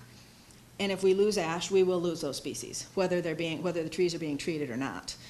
If we lose ash, we will lose those species. So, yes. In regards to leaving the ash trees stand dead over a period of time, I guess when the DNR harvested the beech trees up in the Whitefish Dunes State Park, I think it was my understanding that for a safety factor, the canopies start to fall before the trunk. Is that the same case scenario for an ash tree? Will the canopy limbs fall before the trunk actually falls over a period of years? It's a good question. I'm going to repeat it just for the camera. So the question is, with the beech harvest at Whitefish Dunes State Park, there was a hazard along the trails because the beech trees, as they are declining from beech bark disease, they tend to snap, the tops snap when there's still green foliage up there. So the question is, will ash do the same thing? No. With beech bark disease, that's a combination of a tiny scale insect and a fungus, and that combination creates weakness in the stem. And beech tends to be a little bit lighter wood, and fungi come in and infect that wood once beech bark disease comes in, allows that beech to snap off more easily. Ash doesn't operate the same way. And when emerald ash borer kills an ash tree, it starts infesting the top of the tree, slowly works its way downwards, but it tends to kill the tree slowly but surely, and then all of a sudden it's gone, it's done. So it's a little different than beech bark disease. And the whole tree tends to die. It'll remain standing. You might get some limbs that break off just because the tree is dead and they're starting to become brittle, but it won't snap like beech trees will snap with those green leaves on. So, and we will be able to go, after we're done with the question and answer and after we've addressed everyone's questions, if you guys want to see what the ash trees will start to look like as they start to decline, if you want to see what the woodpecker damage looks like, we'll be able to walk just outside here and take a look so that you can see a little more closely if you want. All right, another, yeah. What is the little trap that's over your head on the slide? This one, in the lower right, that purple trap, it's a big, this big purple traps. They are emerald ash borer traps. We hang them in trees. They have lures that we put in them that make them smell like ash trees. We have to hang them in ash trees. They don't work fabulously. They're not a wonderful trap. If you're going to use it locally, you can use it however you would like. If you debark it, most of the time you're going to be destroying the vast majority of emerald ash borer that are just under the bark. The larvae are very soft, very easily damaged. But if you want to move it out of a quarantined area, you do need to grind the bark or the wood, whatever you're processing, and it needs to be down to a size 2 by 2 by 3? 2 inch by 2 inch by? 1 inch by 1 inch in 2 dimensions. Oh, 1 inch by 1 inch in 2 dimensions. In some cases, that means you have to grind it twice, and then you need a certification. Yeah, you need to contact DATCAP for compliance. Yep, and so DATCAP can give you the information if you need to take it out of a quarantined county. But if you're going to use it locally, that would be fine. Other questions? Yeah? Could you just go over, I think might have been a little confusing for the people, the difference between a certified arborist and a certified applicator, because I think a lot of people are going to go look for a certified arborist, and they're very difficult to find here in Door County. But we do have certified applicators, such as the two gentlemen here today. Gotcha. That are certified applicators. How's that up? Okay, so yeah, that's a good point. There is a difference between a certified arborist and a certified applicator. The certified applicator is someone that has the licensing and has the knowledge to be able to apply the chemical product, and that's what you guys need. A certified arborist is going to have gone through some additional classes and certification and be able to do tons of different stuff with your trees, which probably the certified applicators can do as well, but the certified arborist is going to have the certification from ISA? International Society of Arboriculture. So you guys need a certified applicator to be able to, you need to find a certified applicator to be able to apply chemicals to your trees. If you run into someone that says, yeah, I can apply something to your trees, don't worry about it. And if they charge you, the state of Wisconsin has kind of a rule, a law that says you do have to be certified in order to apply chemicals if you're going to be charging for that. So, and additionally, there are certain chemicals that you just have to be certified to be able to use those chemicals. So the people that you're looking for to be able to treat your trees need to be a certified applicator. So that's a good distinction. Thanks. Yeah. Are there specific categories that they have to be certified in, and some are applicable and some are not? Because you can be certified, but maybe not in the wood direction. Yes, there is. Yes? What category? You have turf and ornamental. Yeah. Are there any other categories? Right, there's different categories of certification. So turf and ornamental is probably going to be the most common for someone treating for emerald ash borer. Okay. Is that what you have as well, turf and ornamental? Okay. All right.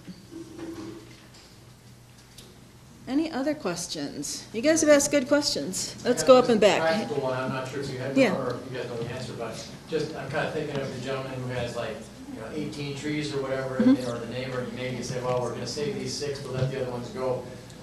Do you initiate a treatment program on the ones you're going to save and just let the other ones go right next to them? Or is it recommended that you would, I mean, is that viable, or do you have to cut down and remove the trees right next to, you know what I mean? Yep.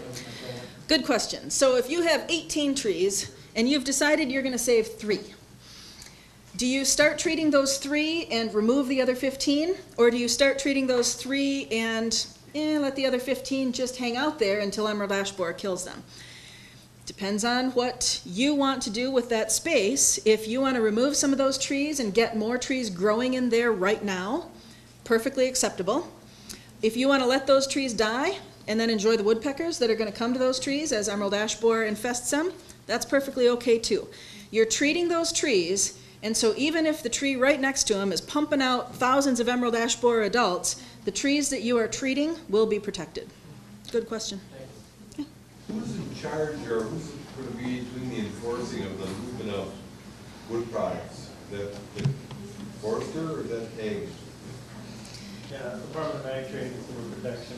So when we receive reports about people moving wood outside quarantine, we follow up with an investigation, potential enforcement. But we make that contact and try to do some education and sign them up with a compliance agreement if need be. Yep. So, on the way in, I don't know if anybody else came down Highway 4257 North, but I saw some I had in salt with large wood chips on it. I'm sure would not meet a 1-by-1 square. I'm just wondering now, how do I report this? Do I get your phone number? Sure.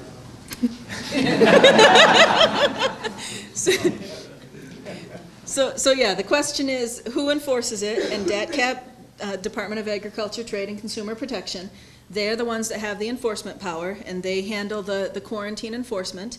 And so if you do have something that you need to report, maybe someone's hauling firewood out, and you don't think that they're certified, or you see a load of chips that you think can't possibly be certified, you can contact DATCAP, and they'll follow up with enforcement, or at least check into it and make sure that it is a certified product that's moving out.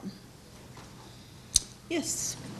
If you're a property owner, you have ash trees, you cut them down, you leave them on your property to use as firewood. Should the bark be taken off, or is it okay to leave it on so that it will buzz that house? So the question is, you have ash trees on your property, you cut them down, you make firewood, you keep the firewood right there on your property. Do you have to debark that firewood? No, because you're not moving that firewood. If those ash trees were infested, you cut them down, you make them into firewood, you stack the firewood, emerald ash borer that was in that infested wood could emerge from the firewood, but it was going to emerge in the standing tree anyway, on your property. So it's okay. You don't have to do anything special to that firewood if you're keeping it right there on your property. I will say we're pushing 2:35 right now. If anyone needs to leave, I will not be offended if you get up. That's okay. And I thank you for coming. I will stay. We'll keep answering questions, and then like I said, we'll be able to walk out and see trees afterwards as well, just to show you guys what it looks like. So, but I wanted to let people leave if folks need to leave, because we're pushing an hour and a half now. So, question here, yeah. Now, you said something about a trailer full of bark and that going down. You can move it within Door County. Within Door County, that's why I didn't say you took it out of Door County. But you can't, you can move it within Door County, am I correct? Correct. The quarantine says you cannot move ash products or all hardwood firewood out of Door County. That is the quarantine line. So if I have a huge forest, but if one of my neighbors or somebody, within Door County wants the trees, they can take the firewood still as long as they're in Door County. We'd prefer it didn't move long distances in Door County, but yes, it needs to stay, if it stays in Door County. That's fine. Yes? I know you've talked about this, and I apologize if you did, but sawed lumber can be removed from the quarantine area, correct? Can sawn lumber be removed from the quarantine area? If the bark is removed. The bark has to be removed. Yep. And you mentioned some type of certification. DATCAP can offer a certification to move those products out of the county. But if the lumber is debarked and a 1/2 inch of the wood is removed as well, then that removes all risk of emerald ash borer from that log. In the wood, the wood is acceptable then. So, but you can contact DATCAP for all sorts of different certification options, and, you know, just to make sure your bases are covered, you know, you can contact them and just say, hey, do I need certification for this? This is what I've got, this is what I want to move and where I want to move it to, and they're great about being able to answer that pretty quickly and get you the certification. Yep. Is there any thought given to state and county parks?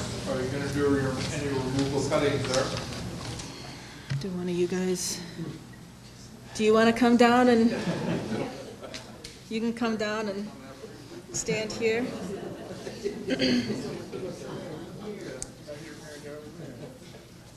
Thanks, Linda. Yeah, Eric Yelson, I'm the County Parks Director here. Yeah, we've been in discussions really last year or so on what to do with some of our larger parks that are more undeveloped, that have a lot of high percentage of ash trees, specifically Door Bluff County Park in the north part of the county. We've kind of looked into that quite extensively. There was a management plan put together by Chris and Bill in the last, I think 2007 it was first developed, and at that point, before emerald ash borer was in Door County, they were recommending taking, if we'd consider a timber sale or timber harvest there, taking the percentage of ash tree in that park from 43% down to around 20%. So that's kind of what we were talking about this past winter, and you may have seen some things in the paper or heard things from a public meeting we had back in February or March this winter. Right now, no decision's been made yet, and of course now, recently, with emerald ash borer in Door County, we're kind of looking at what other options we do have if we move ahead with a decision like that, or do something a little bit different. So it definitely will be on our agenda coming up in the next few months at the Parks and Airport Committee level. And I guess, as I mentioned, Door Bluff is the main park we've been looking at, but certainly we're going to have to look into the future at the other park properties to see if there's any type of management we do there and kind of how we handle it from here in the future. So. Could I ask you a follow-up question on that? Yep. With the harvest that had been done in the county parks already, and the gentleman's question over here about the depressed value of ash on the stump, are there any figures? I know you mentioned Grove Headlands Park. There's some. I saw something today that if this is harvested, the money would go to the town of Liberty Grove. I don't know how that works with the county park. What kind of numbers are we looking at? Is there actually any kind of reasonable profit to be made from harvesting timber out of these county parks with the depressed price? I might lean on the DNR foresters to help me out with that a bit. I know there'd certainly be some value as long as the wood's alive still, but. I guess as far as a depressed price, I don't like to use the word depressed price. I mean, ash sells in this county and has sold as long as I've been here for an actually fair to good price. You know, a few years back, things were a little bit lower as the housing economy took a downturn. But as things are moving the other direction, ash stumpage prices are doing just fine in this county. There is revenue that can be generated from ash on the stump. If you have property that you'd like to harvest ash, it is very marketable. It's not depressed. It's not as high as sugar maple or red oak, but it is still very marketable and still worth a significant amount of money if you do have ash on your property. So. Do you have any figures from the county parks that have already been harvested? Not on the county parks, because we haven't harvested any in the county parks, but dealing from private sales and state land sales that we deal with, not only in Door County, but around the surrounding Green Bay area. Let's say in counties that have quarantines right now. I wouldn't have any figures for counties that are quarantined right now. But you were about to give a figure.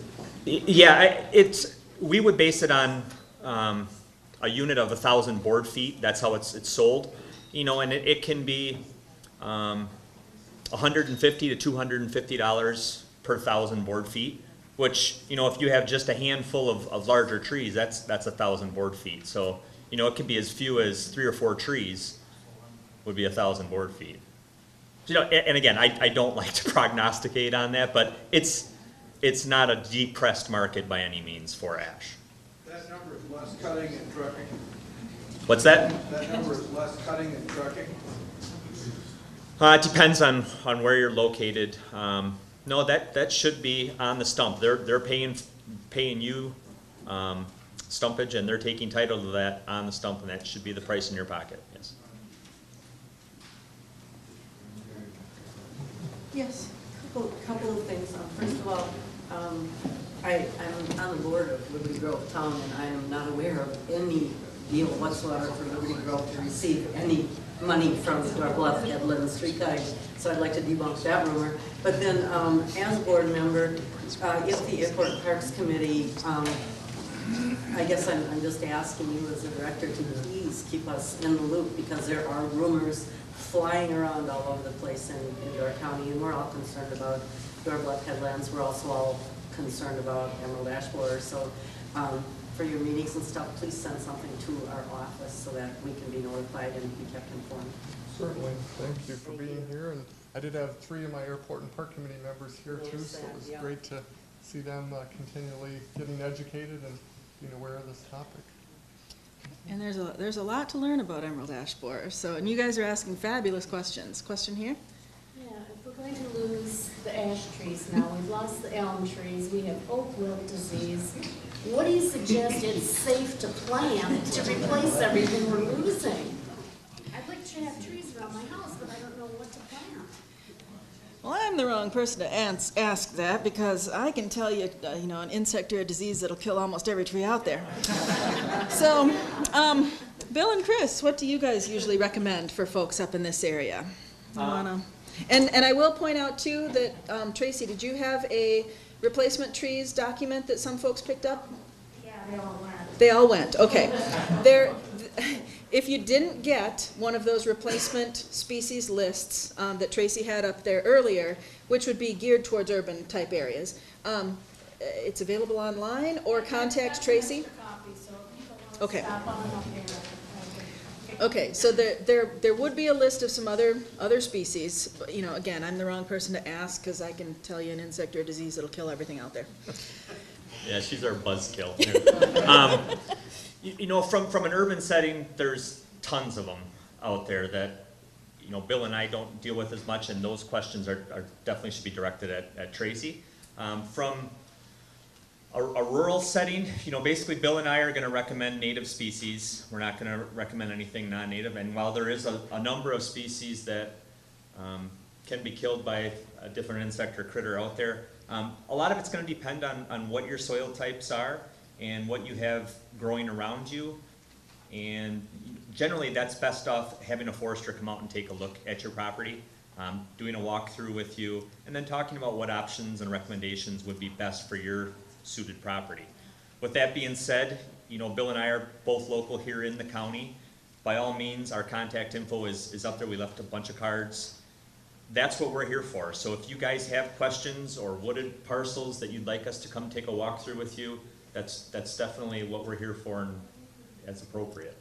So we're more than happy to work with you and coming up with some recommendations on what species would do best on your property given ideal circumstances. Is that like a free service, or? Yep, it is a free service. We generally don't do yard tree type of stuff, but if you own, you know, a few acres that's wooded or more, absolutely. We're paid for by the taxpayers' dollars, so you guys are paying our salary, and that's what we're here to service you as landowners. So by all means, pick up the phone, give us a call. We're out in the field a lot, so otherwise send us an email and start that process, and we'd be happy to set up an appointment and come out and take a walkthrough with anybody that I'd much rather be out in the field walking than in the office. So. Even with the mosquitoes? Yeah, Chris? Yeah. How big do you consider the scale of this problem on Door County's, the overall health of Door County's woodland? Is it unprecedented? The EAB? Yes. Linda, you want to answer that one? It's going to be on the same scale as, statewide, it's going to be on the same scale as Dutch elm disease or chestnut blight.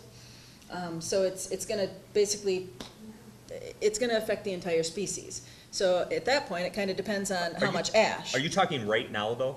Or large, I mean, as we move ahead in time? Well, as this proceeds, how is it going to affect Door County's woodlands overall? Is this a problem we've never seen before? Oh, absolutely. I mean, if you're familiar with Dutch elm disease, it's going to be along that same line. And different woodland owners, property owners are going to be affected very differently. If you're the landowner that has property that, you know, just has a small percentage of ash and a lot of other species that will occupy those gaps when the ash fall out, then I think you're in good shape and you may not need to do anything if you don't want to. For somebody that owns land in the black ash swamp, a lot of southern door parcels that are very heavy to green ash and black ash, there's real problems in the future. And some of those questions we don't have answers for yet. This is the recipe we can give you, and you're going to be successful in regenerating, you know, a different suite of species there. And the ability of natural areas to rebound, like you mentioned, black ash swamps. Yeah, and there's a lot of trials going on right now of different species they're trying. You know, invasive species are a whole nother animal to throw in the mix that will complicate issues of trying to regenerate some of these black ash and green ash swamps to other species like reed canary grass. Not to mention, if we do lose the green and black ash in a lot of these lowland types, those trees move a lot of water out of that system, and we're worried about, you know, how much water will not be moved out of those systems, and there's the potential to completely lose the forest ecosystem in those sites. So we're going to be having to deal with those questions here now, and it's going to be on an individual basis, and there is no cut and dry answer for those. And I'm going to be his buzzkill again, and he said, if we lose ash, I'll change that to plan. Sorry. That's all right. And on the topic of, you know, what trees are going to come in, what can you replant, what's going to be able to do well in your stand. Although I can list insects and diseases that will kill almost every tree that we've got out there, many of those are dependent on the health of the stand, or they are not something that's going to wipe out the species. So, you know, they're manageable. And emerald ash borer just happens to be not particularly manageable, and it's going to probably wipe out ash as a species if it has its way. So, how are we doing on time? It's about 10 to 3. How about are there a couple more questions, and then maybe we'll go out and we'll take a look at some trees. I can answer more questions out there as well. Let me get you. In its native range, has it done the same thing to ash? I mean, what are the impacts there, and what lessons can we take from there? Sure. In its native range, it acts like any of our native insects here. So like we have two-line chestnut borer that attacks oak that are under stress, and emerald ash borer in its native range attacks ash that are under stress. And so if the trees are healthy, not a problem. And so it's just one of the native insects over there, and the ash trees just have evolved with it and they deal with it. It's not a problem. One more question. Does it make sense to save seeds from green, white, and black ash trees and send them to Seed Savers or that cave in Norway or somewhere? Somewhere down the road, we could bring ash trees back? Yep. Is there any sense in saving ash seed? All states that have ash have done that. They've been saving seed. They've been collecting it from a variety of areas around every state. They've been saving that seed, and the idea is that if in the future something happens, either all of the ash is wiped out and we could bring it back, or if we do come up with some level of resistance and we need to bring in more genetics, we have that ability. So that is an option, and we are saving seed. I did see one more question. Let me grab that one, then we'll go outside. Yeah. Talking about harvesting these trees, how long is that ash borer going to stay active in a tree after you cut it down and kill it? So the question is, when you cut a tree down and emerald ash borer is in that tree, how long is that emerald ash borer going to stay in that tree and live? Emerald ash borer, in order to infest a tree, in order to initially attack a tree, it wants a live tree. So once you cut it down, emerald ash borer will not reinfest that tree. But anything that is in that tree when you cut it down can complete development and emerge. So if you cut it down and leave it as a log, or if you cut it down and split it up into firewood and then let it sit, any emerald ash borer that are in there should be able to complete their development, and that may take them another year, should be able to complete their development and chew their way out as an adult, and then it's done. That's it. The adults will not reinfest that wood because it's now dead and they don't care about it. So it's a good question. Are we doing any research in genetics to develop an ash tree that's resistant? Are we doing any research on the genetics to develop resistant ash trees? We are. Well, we being the DNR, no. But the Department of Agriculture, the Forest Service, they are doing a lot of research on that. They're looking at some of the species that are native to the area, native to Asia, where emerald ash borer is from. Manchurian ash is one of those species that has evolved with emerald ash borer and does seem to be somewhat resistant to emerald ash borer. We're trying to figure out if there are genes we can pluck out to put into our native species, or what is the resistance in those particular trees. There's also some work in the lower peninsula of Michigan where emerald ash borer has taken out 99% of the ash, and maybe there's one live ash tree left. Why is that live ash tree left? They're trying to examine those trees. So far they haven't found any true resistance, but they're looking. So yeah, they are looking at genetic resistance. They are looking at how to tease out any genetic resistance and try and improve our native trees, but it's going to take a little bit more time. So, but they're working on it. Yes? You are a fabulous presenter. And Thank you. Thank you.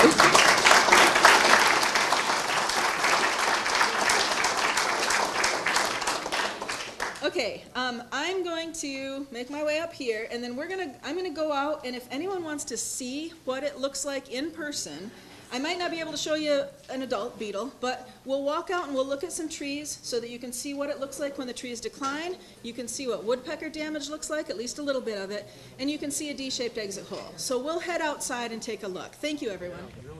Ash is a very, very resilient tree that can have so much damage on it and still have a little bit of green up there, so it's technically dead, it just doesn't know it yet. Let's see what we can find here. Excuse me, I gotta get an angle here. You gotta get those pictures so we can see them someday on TV. Yes, you just might. Once in a while that actually happens. Yeah, look at there. There you see them. Oh, wow. Those F-shaped things. There it is. Did you find some? Yeah. Here's an adult. Here's a beetle that's just starting to bore its way out. You can see its head. Oh, wow. And there's that kind of D-shaped exit hole with the flat. Right above my finger. Yep, the little beetle is in there.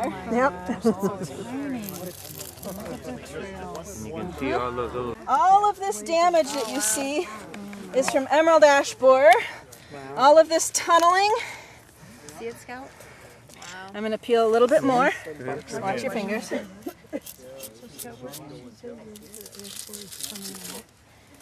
Yeah. Okay, and peel a little bit more. Oh, here we've got a larva. This little worm-like thing here. Not very big. Oh, yeah. But they start out small. So this is the larvae. Peel a little more. Down here that's coming out, you can see his little head. Oh, yeah. There's another hole right there. Yep, here's a great D-shaped exit hole. Oops, let me clear that up just a little. Because this level of damage that you're seeing here, there's no way water and food can move up that tree anymore, up that portion.